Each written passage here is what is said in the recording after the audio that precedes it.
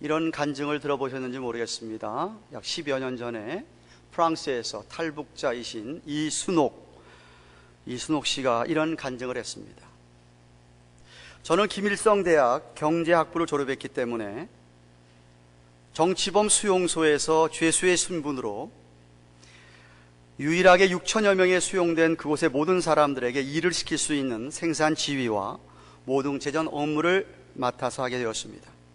어느 날 저를 담당하는 재정부장 교도관이 저를 불러놓고 단단히 교육시켰습니다. 너는 오늘부터 매일 어떤 공장으로 나가야 되는데 그 공장에는 미친 정신병자 놈들만 모여있다.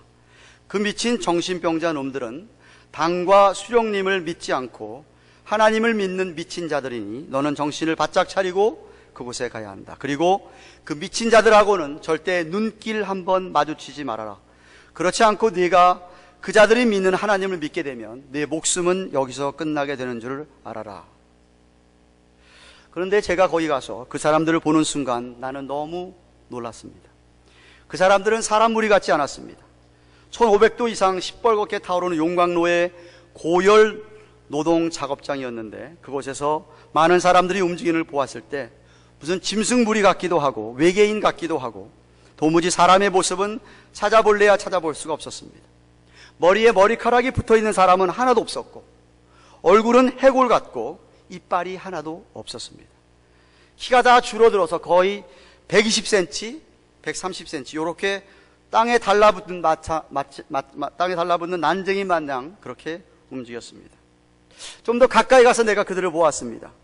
전 너무나 놀랐습니다. 아마 그들이 잡혀올 때는 정상이었을 텐데 거기 와서 하루 16시간씩 혹은 18시간씩 먹지도 못하고 고열 속에 노동하며 고문을 받다 보니 그 사람들은 척추가 다 녹아버려서 뒷잔등이 혹이 되어버렸고 몸이 다 휘어져서 앞가슴하고 배가 마주 붙어 있었습니다. 그 사람들은 한결같이 모두 그렇게 육체가 망가져 기형이 되어 있었습니다. 아마도 프레스 기계로 찍어도 한 판에 그렇게 똑같은 모습을 찍기는 힘들 거라고 생각을 합니다. 그 사람들이 일하는 작업장에는 교도관들이 수시로 드나들었는데 교도관들은 말로 일을 시키지를 않았습니다. 소가죽으로 만든 채찍을 휙빙 휘두르면서 다니고 묵묵히 일하는 사람들을 사정없이 내리쳤습니다. 예수를 믿는 그 사람들의 몸에는 옷이 입혀져 있지 않았습니다. 저는 처음에 그 사람들을 멀리서 보았을 때 모두가 까만 옷을 입고 있는지 알았습니다. 그런데 가까이 천천히 가서 보니 그 사람들은 맨 살가죽에다가 앞에 시커먼 고무 앞치마만 하나 걸치고 있었습니다. 용광로의 뜨거운 불꽃이 앙상하게 말라붙은 살가죽에 튀고 또 튀고 닦지가 않고 그 자리에 쇳물이 떨어지고 또 떨어져서 타버리고 해서 그 사람들의 피부는 한 곳도 성한 곳이 없었고 마치 들짐승의 가죽과도 같았습니다. 어느 날 오후 제가 공장문을 열고 들어서는데 공장 안이 쥐죽은 듯 고요했습니다. 작업장 한가운데 수백 명의 죄수가 아닌 죄수를 모아놓고 담당 교도관들이 두 명이 눈에 핏발을 세우고 미친 듯이 고함을 치며 날뛰고 있었습니다. 저는 너무나 무서워서 문 옆 한쪽에 비켜 서 있었습니다. 교도관들은 너희들 가운데 단 한 사람이라도 좋으니 대열 앞에 나서라. 하나님을 믿지 않고 수령님을 믿겠다고 하면 자유세상에 보내서 잘 살 수 있게 해주겠다고 하면서 그 사람들을 윽박지르고 하나님을 거부하라고 채찍으로 때리고 발로 차고 했습니다. 근데 너무나 이상했습니다. 그 수백 명의 사람들은 왜 그런지 아무 대답도 없이 그렇게 매를 맞으면서도 침묵으로 맞섰습니다. 저는 무서워서 빨리 한 사람이라도 나서야지 사는데 그래야 오늘 누가 맞아 죽지 않을 텐데 왜 저렇게 계속 입을 다물고 있나. 저러고 있으면 또 누구를 끌어다가 밟아 죽일지도 모르는데 그렇게 마음속으로 다급하게 생각하며 문 옆에 서서 무서움과 공포 속에 떨고 있는데 예수를 믿는 그 사람들은 계속해서 침묵으로 대응했습니다. 그때 독이 오른 교도관이 그 사람에게 달려가서 닥치는 대로 아무나 8명을 끌어내다가 땅바닥에 엎어놓았습니다. 그리고 구둣발로 내리밟고 짓이겼습니다. 순식간에 피투성이가 되고 허리며 팔다리가 부러졌습니다. 그 사람들은 고통 중에서도 몸을 뒤틀면서 짚밟힐 때마다 신음소리를 냈는데 그 신음소리가 너무나도 이상하게 들렸습니다. 저는 그때 주님이 누구인지 하나님이 누구인지를 전혀 몰랐습니다. 뒤에 알고 보니 그 사람들이 고통 중에 몸을 비틀면서 짓밟힐 때마다 뼈가 부러지고 머리통이 부서지면서 신음소리처럼 애타게 불렀던 것은 바로 주님의 이름이었습니다. 미쳐 날뛰던 교도관들은 수령님과 당을 믿는 우리가 사는가, 아니면 하나님을 믿는 너희가 사는가 한번 보자 하고 달려가더니 펄펄 끓는 쇠 물통을 끌어왔습니다. 그리고는 피투성이가 된 그 신자들 위에 부었습니다. 그 사람들은 순식간에 살이 녹고 뼈가 타면서 숫덩이가 되었습니다. 저는 난생 처음 내 눈앞에서 사람이 숫덩이로 변해가는 것을 보았습니다. 그 충격이 얼마나 컸던지, 그것을 어떻게 튀어나왔는지 기억에도 없습니다. 그리고 얼마 동안 도무지 눈을 감을 수가 없었습니다. 그 정신적인 충격으로 눈만 감으면 눈앞에 숫덩이가 된 사람들이 어른거려서 도무지 눈을 감을 수도 없고 잠을 잘 수도 없었고 일을 제대로 할 수도 없었으며 큰 소리로 비명을 지르고 정신이 들어갔다 나갔다 했습니다. 저는 그 일을 목격하기 전까지는 그래도 마음속 한구석에 실오라기만큼이라도 수령님과 당에 대해서 믿고 있었습니다. 그러나 저는 그때야 깨달았습니다. 무엇을 믿어야 하는가 말입니다. 인간은 주님을 꼭 붙잡아야 된다는 것을 그때 저는 뼈저리게 깨닫게 되었습니다. 여하간 어느 한 탈북자 여인이 프랑스 라디오 방송국에 단 간증입니다. 지난 수요일에 제가 말씀드렸습니다. 우리가 인생을 살아가면서 때때로 어려운 일을 만날 수 있습니다. 환난을 만날 수 있습니다. 근데 사람들이 어려운 일을 만났을 때 그것을 어떻게 반응하는가, 그 반응을 보면 그 사람이 어떤 사람인지, 정말 믿음이 있는지 없는지를 알 수 있습니다. 어떤 분들은 어려운 일을 만나면 전전긍긍하면서 어쩔 줄 몰라 하고 스스로를 더 힘들게 하는 것을 봅니다.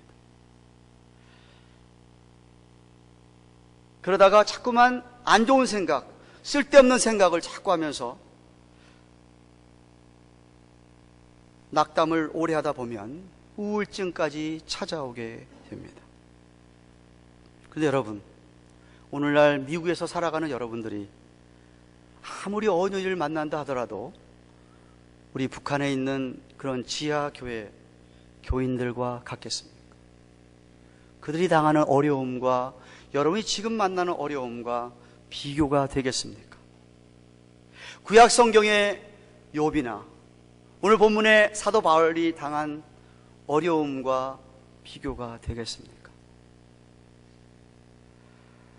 바울은 엄청난 시련 속에 정말 죽을 고비를 몇 번 넘기면서 40의 가만, 하나 가만 39대의 매를 수차례 맞으면서 그러면서도 그는 믿음으로 이겨나갔습니다. 그래서 오늘 본문의 서두에 보면 시편 116편 10절 말씀을 인용하면서 이렇게 얘기합니다. 기록한 바 내가 믿는 고로 말하였다 한 것 같이 우리가 같은 믿음의 마음을 가졌으니 우리도 믿는 고로 말하노라 라고 합니다. 비록 자신은 질그릇이지만 질그릇 안에 보배를 담고 있기에 예수 그리스도를 마음에 품고 사는 자이기에 고난 속에서도 당당하게 믿음의 말을 한다, 감사의 말을 한다 라는 고백입니다. 여러분, 시편 116편을 한번 펴보십시오. 구약성경 시편 116편을 한번 펴보십시오. 116편을 기록한 이 시편 기자도 엄청난 고난과 환난 가운데 하나님께 애타게 부르짖고 간구하면서 하나님께 주신 은혜와 도우심을 체험했던 시편 기자이기에 이렇게 고백하고 있습니다. 116편 3절을 보시면 사망의 줄이 나를 두르고 음부의 고통이 내게 미침으로 내가 환난과 슬픔을 만났을 때에 내가 여호와의 이름으로 기도하기를 여호와여 주께 구하오니 내 영혼을 건지소서 하였도다. 이 시편 기자도 분명히 사망의 줄, 음부의 고통, 상상을 초월하는 어려움을, 환난을 만났던 것입니다. 그런데 6절 말씀 보시면 여호와께서 어리석은 자를 보존하시나니 내가 낫게 될 때에 나를 구원하셨도다 라고 고백하고 있습니다. 10절 말씀을 오늘 바울이 인용한 겁니다. 내가 믿는 고로 말하리니, 믿는 고로 말하리라. 내가 큰 곤란을 당했지만 12절에 여호와께서 내게 주신 모든 은혜를 내가 무엇으로 보답할 것이냐. 내가 구원의 잔을 들고 여호와 이름을 부르며 여호와의 모든 백성 앞에 나와서 나의 소원을 여호와께 갚으리로다. 그러면서 15절 말씀 보시면 성도의 죽는 것을 여호와께서 귀중히 보리로다 하고 합니다. 다시 말하면 믿음을 지키다가 죽어도 그것이 귀하기 때문에 죽음까지도 각오하면서 믿음의 말을 했다라는 겁니다. 바울도 마찬가지였습니다. 비록 고린도 교인들 가운데서 자기를 비방하고 자기를 비난하고 어렵게 하고 힘들게 하는 무리들이 있었지만 그래도 시편 116편 기자처럼 같은 믿음의 마음을 가졌기 때문에 담대히 말한다라고 합니다. 모든 사람이 자기를 몰라 주어도 하나님은 자기를 알고 있다는 것을 확실하게 믿었기 때문입니다. 또한 왜냐하면 14절에 보시다시피 주 예수를 살리시니가 하나님께서 예수와 함께 우리도 다시 살리사 너희와 함께 그 앞에 서게 할 줄을 안다라고 합니다. 십자가에 죽으신 후에 부활하시고 승천하셔서 하나님의 보좌에 주님과 함께 계시는 그 주님처럼 우리도 다 그렇게 나중에 부활해서 주님과 함께 그 자리에 설 줄을 분명하게 알았기 때문에 만약 저와 여러분이 살아있을 때 주님이 재림하시면 우리는 사한 채로 주님을 만날 것이지만 만약 우리가 죽고 난 다음에 주님이 재림하신다고 한다면 그때는 우리 죽은 몸들이 주님의 부활한 몸처럼 다 부활해서 주님을 만나보게 될 날이 분명히 있을 것입니다. 그때 우리가 주님 앞에 서서 우리가 주님과 앞에 떳떳히 서야 되지 않겠느냐는 말입니다. 그래서 15절에 모든 것을 너희를 위해서 하는 것은 은혜가 많은 사람의 감사함으로 말미암아 더하여 넘쳐서 하나님께 영광을 돌리게 하려 함이라고 고백합니다. 바울과 그의 동역자들은 아무리 어려워도 정말 고린도 교인들을 위하여 말씀을 전하고 섬기는 이유는 뭐냐? 하나님의 은혜가 그들에게 임해서 그들도 어려움을 겪었지만 초대교회에 어려움을 많이 겪고 있지만 그 가운데서도 하나님께 감사함으로 영광을 돌리게 하기 위해서라는 겁니다. 그래서 시편 110편의 기자는 17절에 내가 주께 감사제를 드리고 여호와의 이름을 부리라고 고백한 것처럼 고린도 교인이 다 아니더라 하더라도 그 가운데 정말 어려운 가운데서도 하나님께 감사할 수 있기를 원한다라는 것입니다. 여러분 어떻습니까? 어느 무명의 시인이 이렇게 시를 썼습니다. 주님, 때때로 병들게 하심을 감사합니다. 인간의 약함을 깨닫게 해주시기 때문입니다. 가끔 고독의 수렁이에 내던져 주심도 감사합니다. 그것은 주님과 가까워지는 기회입니다. 일이 계획대로 안 되게 틀어주심도 감사합니다. 그래서 나의 교만을 반성할 수 있습니다. 아들, 딸이 걱정거리가 되게 하시고 부모와 동기들이 짐으로 느껴질 때도 있게 하심을 감사합니다. 그래서 나의 나된 인간된 보람을 깨닫기 때문입니다. 먹고 사는 데에 힘겹게 하심을 감사합니다. 눈물로 빵을 먹는 심정을 이해할 수 있기 때문입니다. 불의와 허위가 득세하는 시대에 태어난 것도 감사합니다. 왜냐하면 하나님의 의가 분명히 드러나기 때문입니다. 땀과 고생의 잔을 맛보게 하심을 감사합니다. 그래서 주님의 사랑을 깨닫기 때문입니다. 여러분 믿음의 마음을 가졌습니까? 여기 믿음의 마음이라고 번역된 이 헬라어 원어를 정확하게 번역하자면 믿음의 영입니다. 같은 믿음의 영을 가졌느냐? 다시 말하면 성령을 받았느냐? 만약 여러분이 믿음의 영을 받았다고 한다면 그렇다면 인생 여정 가운데 어려움을 만날 때 고난을 통과할 때 여러분은 그것을 어떻게 대처하십니까?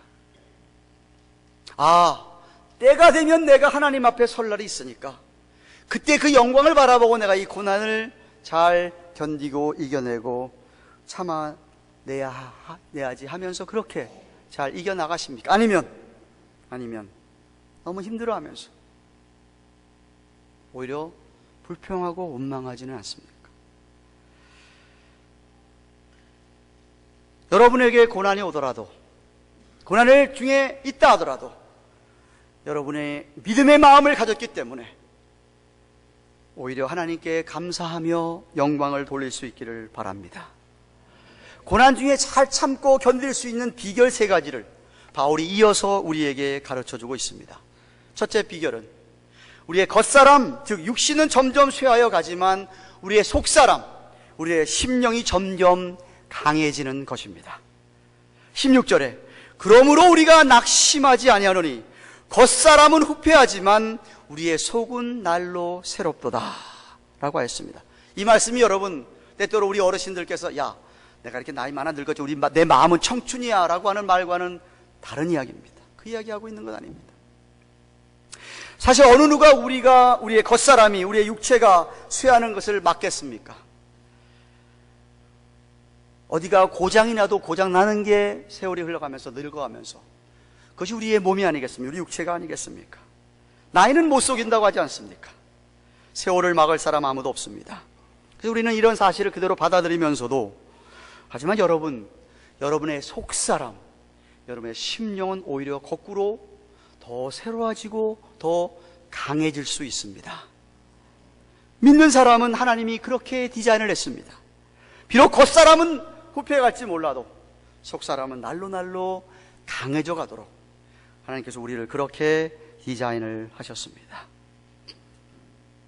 어떤 분은 아유 목사님, 제가 조금만 일찍 예수를 믿었더라면 너무 좋았을 텐데요 하면서 일찍 예수 못 믿은 것에 대해서 후회하는 분들이 계십니다. 그러나 여러분, 늦지 않았습니다. 하나님의 섭리 가운데 여러분을 알맞은 때 여러분을 부르셔서 자녀 삼으시고, 그렇기 때문에 그때부터라도, 지금부터라도 여러분이 주님께 붙들려서 말씀과 기도로 살면 여러분의 속사람이 날로 강건해지고 새로워져서 오히려 더 크게 쓰임받을 수가 있습니다. 사도 바울도 일찍 초년의 때에 예수님 만난 것 아닙니다. 신학자들 사이에 약간의 차이가 있지만 약 40세 정도에 그도 다메섹 도상으로 예수 믿는 사람 죽이러 가려고 하다가 주님을 만났습니다. 주님 만난 이후로 그는 성령님께서 그 안에 역사해 주셔서 그의 속사람이 날로 새로워지는 것을 경험하고 하나님이 주시는 평강과 기쁨을 경험하고 정말 천국을 경험했던 사람이 바울입니다.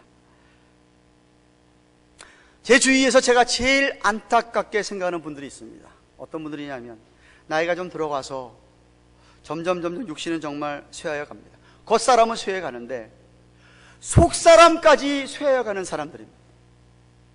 어떻게 합니까? 이야기를 해보면 압니다. 아유, 목사님 이제 다 늙어서 내가 뭘 합니까?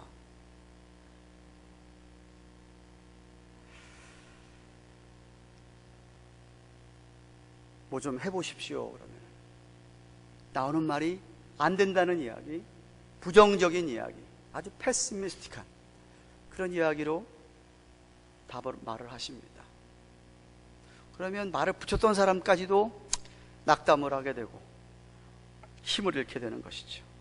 그런 사고방식을 갖고 있으니까, 그렇기 때문에 아무 일도 하지 아니하고 오히려 비생산적인 일에 남은 시간과 정력을 소비하는 거예요. 안타까운 분들입니다. 근데 더 한심한 사람은 젊었음에도 불구하고 정말 쌩쌩한데 20대 30대 정말 쌩쌩함에도 불구하고 속사람이 늙어가지고 완전히 쇠해져가지고 전혀 꿈도 없고 비전도 없이 정말 허튼 일에 생각하는 것이나 말하는 것이나 행동하는 것이 정말 이건 아무런 꿈이나 비전이 없는 사람 마냥 세월을 낭비하는 젊은 친구들을 볼 때 그렇습니다. 정말 여러분들 가운데 그런 사람이 한 분도 없기를 축원합니다. 좀 젊었으면 젊은 사람답게 꿈과 비전, 하나님이 허락하신 것 가지고 그 일을 놓고 최선을 다해서 모든 일에 정말 적극적이고 된다, 긍정적인 말과 행동을 하면서 주님이 함께 하시는 내가 못할 게 뭐가 있냐, 그런 좀 모험을 하고 사시기를 바랍니다. 또 어떤 분들은 좀 나이가 정말 들었습니다. 육체는 정말 쇠해 갑니다만은 그렇다 하더라도 심령만큼은 늘 새롭고 점점 주님을 더 많이 닮아갔기 때문에 주위 사람들에게 그 아름다운 덕을 끼치는 신앙생활을 20년, 30년, 40년 그렇게 많이 했으면 젊은 사람보다는 훨씬 더 주님을 많이 닮아져 있어야 하지 않겠습니까? 그런 모습을 좀 보여주면서 그나마 하나님이 안 데려가시고 여러분을 살게 하신다고 한다면 그 강건한 속사람을 가지고 내가 할 수 있는 일에 생산적인 일을 조금이라도 감당할 수 있기를 축원합니다. 어떻게 하면 우리가 현재 당하는 고난을 잘 참고 인내할 수 있습니까? 둘째로 현재보다는 미래가 훨씬 더 중요함을 아는 겁니다. 17절 말씀입니다.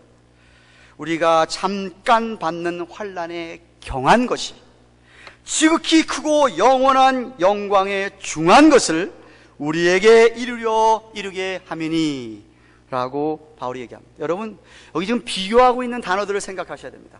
잠깐이란 단어와 영원한이란 단어와 경하다는 단어와 중하다는 단어를 바울이 비교하여서 사용하고 있습니다. 다시 말하면 우리가 받는 지금 고난은 잠깐이고 가벼운 라이트한 거지만 나중에 훗날 하나님 앞에서 받을 영광은 영원하고 그것은 엄청난 거다, 중요한 거라는 겁니다. 여러분, 바울도 얼마든지 고난의 길을 택하지 아니하고 편하게 살 수 있었습니다. 하나님 말씀을 그대로 전하며 살지 않고 적당히 타협하면서 이야기하고 전하고 살 수 있었습니다. 사람들에게 정말 대접받고 얼마나 살 수 있었어요. 아주 높은 위치에 있었던 바울이었습니다. 자기 편으로 사람들을 다 끌어들일 수도 있었습니다. 그러나 바울은 결코 그렇게 살지 않았습니다. 철저하게 그리스도의 사람, 하나님의 사람, 그리스도의 제자로 세우고 만드는 데 애를 썼고 자기가 대접받기보다 늘 그렇게 섬기고 살았던 바울이었습니다. 비록 그렇게 살아서 목숨이 위태하더라도 영광의 복음의 빛 때문에 그 빛을 가슴에 품었기 때문에 그것을 전하고 살았습니다. 그러다 보니까 주위에서 무시를 당하고 냉대를 받고 핍박을 많이 받았습니다. 고난의 연속이었습니다. 하지만 바울 오늘 고백하듯이 이 고난은 잠깐이고 이 고난은 라이트하다. 뭐에 비교하면 영원한 주님이 주실 그 영광스러운 상급에 비교하면 이거는 아무것도 아니다 라는 것을 바울은 너무나도 잘 알았습니다. 그래서 고난을 만나면 이 고난은 가볍다라고 여겼습니다. 마치 1g, 이 고난은 1g 정도다. 받을 영광은 1톤, 턴에 비교, 그게 상대가 안 되는 고난인 것을 알았기 때문에 바울은 잘 이기고 참고 인내했습니다. 여러분은 고난을 어떻게 생각하십니까?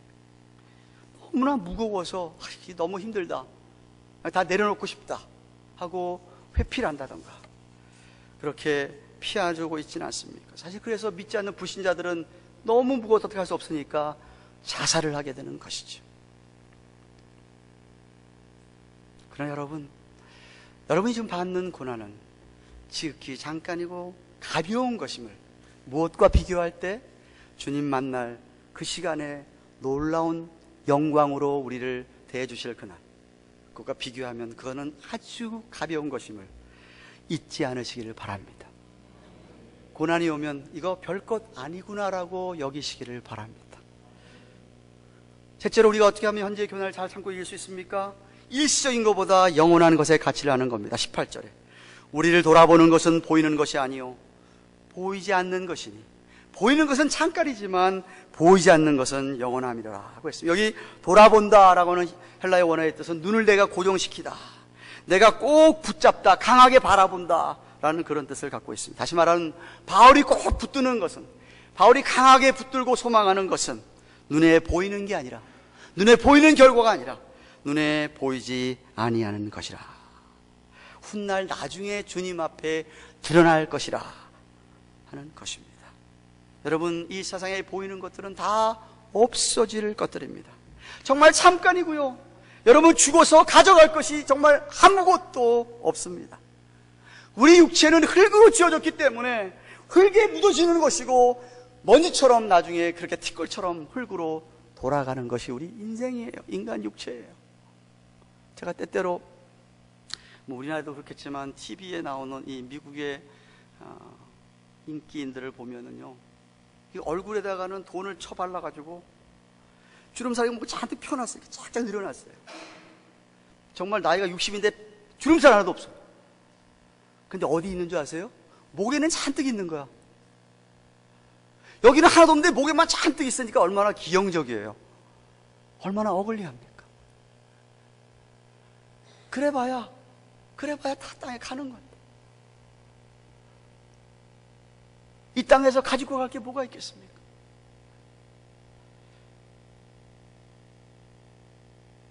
하나님 나라 일도 그렇습니다. 사실 여러분, 주님 일하면서 눈에 보이는 결과에 급급하지 마십시오. 눈에 보이지 않는 결과가 훨씬 탁월한 겁니다. 눈에 보이지 않는 게 훨씬 더 가치 있는 거예요.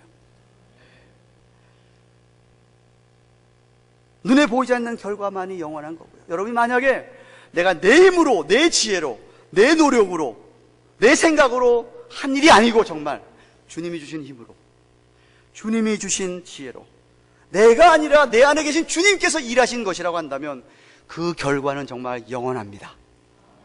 그건 영원합니다. 분명히 열매가 있습니다. 여러분 어떠합니까? 제가 늘 우리 믿는 사람들은 미래지향적인 삶을 살아야 된다고 얘기합니다. 제발 오늘에 급급하지 말라고 합니다. 앞으로 내가 어떻게 될 것인가, 항상 미래를 바라보고 오늘을 살라고 제가 말씀을 드립니다. 여러분은 지금 만난 어려움 때문에 너무 급급하시고 고민하고 계십니까? 현재가 너무 어렵다고 불평하면서 누구를 원망하십니까? 비교 좀 해보십시오. 내가 지금 받는 고난 어려움이 나중에 주님과 함께 영원히 살 영광, 그 시간과 비교하면 고난이 얼마나 오래 가겠습니까? 자, 생각해보죠. 여러분, 우리가 강건하면 70이요, 보통 사는 게 70이고 강건하면 80이라고 했었습니다. 그러면 한 10살 사춘기 그때부터 좀 고생 좀 했다고 칩시다. 아니, 고생이 끝도 한도 없이 계속 됐다고 칩시다. 그러면 기껏해야 50년, 60년 고생한 겁니다. 그 50년, 60년 고생하고 죽습니다. 그런데 그 50년, 60년이 우리가 죽고 난 후에 있을 그 영원한 수천 억만 년에 비교한다면 한 경점 아니겠느냐는 얘기죠. 잠깐이라지 않죠. 잠깐이라는 얘기.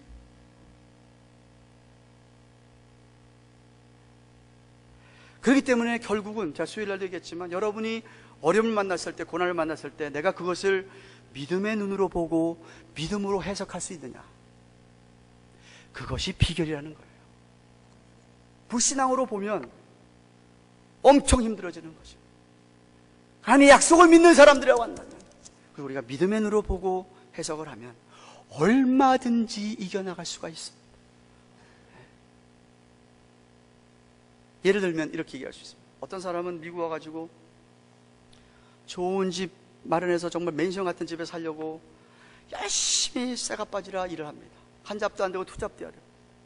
그게 정말 일주일에 2,000불, 1,000불, 2,000불 법니다. 부인도 큰 일을 해가지고. 그래가지고 $1,000,000 하우스를 샀다고 하십시다. 다운페이 20만 불 해가지고. 그럼 몰개지가 7,000불이 한 달에.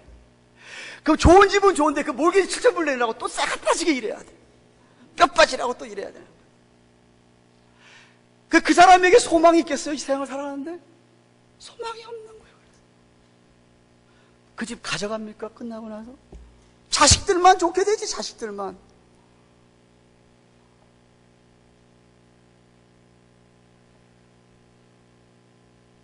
그러니까 그런 분의 삶에는 소망이 없는 거예요. 소망이 없는 사람의 특징이 뭔지 아세요? 소망 없는 사람 입에서는 늘 불평이 나오게 돼 있습니다. 늘 불평이 나오게 돼 있어요. 원망이 나오게 돼 있어요. 신경질 나게 돼 있고요. 웬만하면 짜증을 내게 돼 있는 거예요. 소망이 없기 때문에. 그러나 소망이 있는 사람은 그렇지 않습니다. 앞에 있는 미래를 보라보기 때문에. 이렇게 예를 들어 볼까요?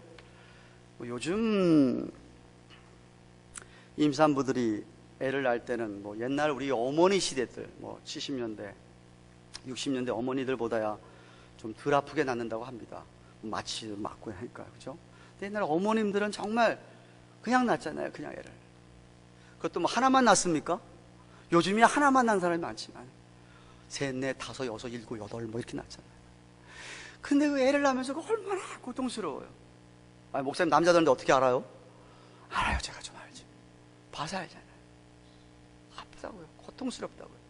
근데 여러분, 임신한 부인이 이렇게 임신했다고 그거 임신한 거 힘들다 그래가지고 그거 아프다 그래서 짜증내고 신경질 내고 그럽니까? 아니잖아요. 얼마 안 있으면은 아기 태어날 거 생각을 하고 얼마나 잘 견뎌냅니까? 소망이 있으니까 견뎌내는 거예요. 힘들어도. 소망이 없는 사람은 못 견뎌내는 거예요. 못 이겨내는 거예요. 만약 여러분들이 교회에서 힘든 일을 하면서 그냥 교회 안에서만 인정을 받으려고 한다고 한다면 여러분 그 소망은 너무 작은 겁니다. 오래가지 않는 거예요. 네. 오래가지 않는 거예요. 생각해 보세요. 여러분이 교회를 위해서 큰 일을 했습니다. 사람들이요 한 2, 3년만 지나면 다 까먹어요. 아니, 그거 생각하는 사람 별로 없어요. 아, 옛날에 이렇게 이거 아무 소용 없어요. 다 잊어버려요. 근데 우리 하나님은 안 잊는다는 얘기예요. 하나님이 알고 있는 거는.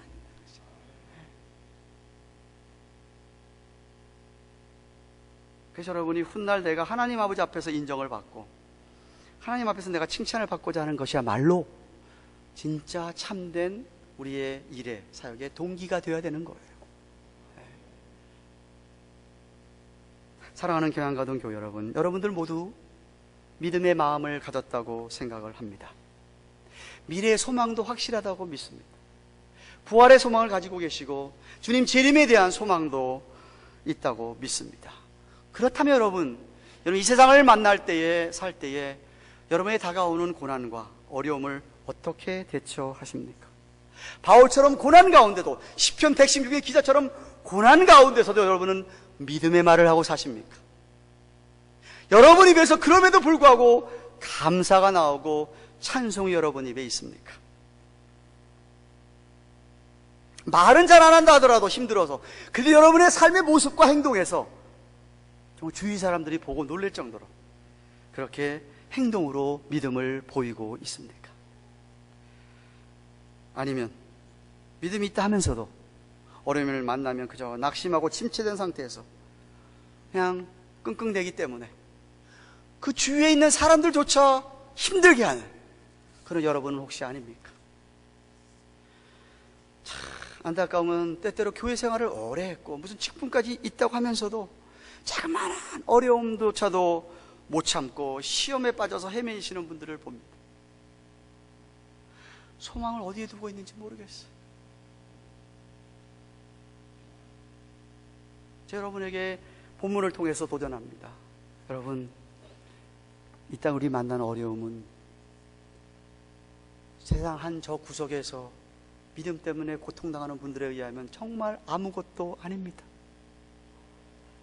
어려움 만난다 하더라도 감사하시기를 축원합니다. 여러분, 우리는 다 죄성을 가진 사람들이라 고난이 없이 연단이 없이 그리스도의 좋은 군사가 될 수가 없습니다. 토기장이 되신 하나님께서 여러분 질그릇을 만드시고 빚으시는 거예요. 만드시고 빚으시는 잔잔한 바닷물만 바닷가만 항해했던 그런 배 항해사는 좀 어려운 폭풍이 오면 어쩔 줄 몰라 합니다. 당황합니다. 파손시킵니다, 배를. 그러나 수많은 풍랑을 겪었던 항해사는 웬만한 태풍이 와도 끄떡하지 않고 꿋꿋하게 항해해 가게 되어 있는 겁니다.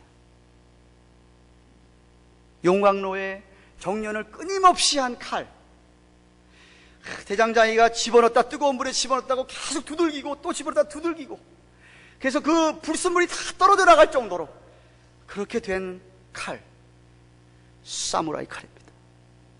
잘 잘라집니다. 왜죠? 훈련을 잘 감당했기 때문에.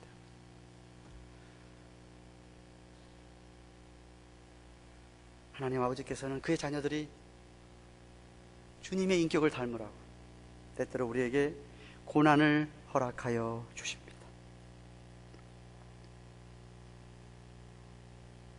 주님 닮은 형상으로 빚어가기 위해서.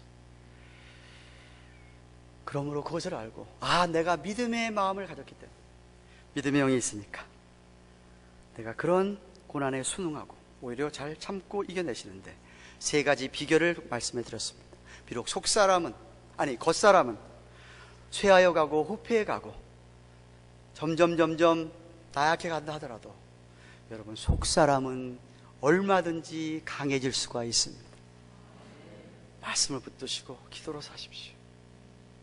속사람만큼은 날로 새로워지십시오. 둘째는, 우리 지금 받는 고난의 무게는 앞으로 우리가 받을 영광스러운 상급에 비교하면 그거는 아무것도 아닙니다.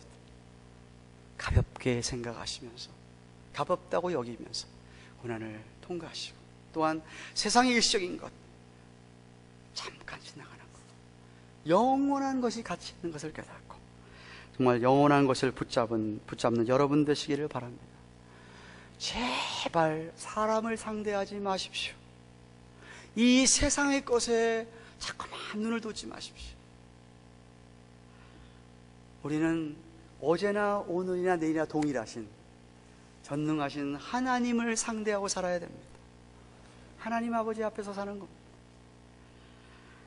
영원한 천국을 소망하고 그렇게 사시면 여러분 결코 절대로 후회하지 않는 삶을 사시게 됩니다. 그래서 여러분 어떤 어려움도 잘 극복하면서 오히려 감사함으로 영광을 돌리시는 그런 여러분 되시기를 주님의 이름으로 축원합니다. 기도하십시다. 주신 말씀 생각하면서, 하나님, 내 안에 믿음의 마음을 주신 것을 인하여서 감사합니다. 믿음의 영을 주셨사오니 이 세상에서 어떤 어려움을 만나도, 어떤 어려움 가운데 통과한다라도 이겨나가도록 도와주시옵소서. 속사람이 강건하게 하시고, 내가 만나는 어려움이 받을 영광에 비하면 가벼운 것을 깨닫게 하시고, 일시적인 것이 아니라 영원한 것이 얼마나 가치 있는 것을 깨닫게 해주셔서 잘 이겨나가 하나님 앞에 나중에 인정받고 칭찬받는 우리 모두가 되게 하여 주시옵소서. 같이 한번 통성으로 기도하겠습니다. 고마우신 하나님 아버지, 감사합니다. 오늘은 고린도후서 4장 13절부터 18절 말씀 자료가 되었습니다. 사도 바울이 어떻게 어려움들을 잘 이겨나갔는가 하는 말씀을 보았습니다. 우리 모두는 믿음의 마음들을, 믿음의 영을 받은 줄로 믿습니다. 천국의 소망이 있고 부활의 소망이 있고 재림의 소망이 있는 줄로 믿습니다. 그렇다고 한다면 하나님 아버지, 우리는 세상에서 문제를 만나도 정말 믿음의 눈으로 바라보면서 잘 이겨나가는 우리들 되도록 도와주시옵소서. 겉사람은 후패하고 쇠하여 가지만 우리의 속사람은 날로 새롭게 하시고, 고난이 경하고 받을 영광은 중한 것을, 큰 것을 기억하고 일시적인 것보다는 영원한 것을 가치를 두고 살아가는 우리들 되도록 하나님 도와주시옵소서. 우리 사랑하는 경안가족의 성도들에게 이런 은혜가 충만하기를 원합니다. 감사의 말, 믿음의 말이 우리 가운데 늘 있도록 도와주옵소서. 예수님의 이름으로 간절히 기도드리옵나이다.